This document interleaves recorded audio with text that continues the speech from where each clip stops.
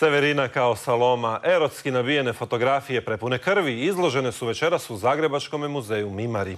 Autor izložbe Dimitrije Popović pobrinuo se i za neviđeni performans.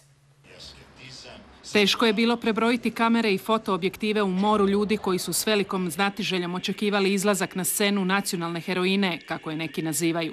Severina je Dimitrijeva Saloma, ubojita heroina koja je proroku Ivanu Krstitelju došla glave jer nije priznavao njezin incestuozni nezakoniti brak. Poznajete li tu biblijsku priču, shvatit ćete i ovaj performans. Uvijek će biti ljudi kojima se to sviđa, kojima se ne sviđa.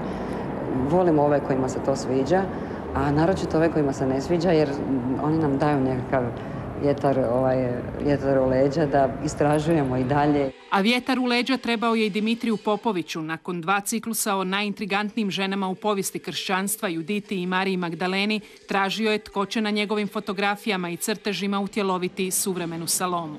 Sudeći prema zanimanju za njegovu izložbu, bio je ovo i odličan marketinški potez. Mislim da je Severina to izvanredno uradila i da ne postoji danas, po mom mišljenju, bolji model koji bi mogao utjeloviti suvremenu Salomu.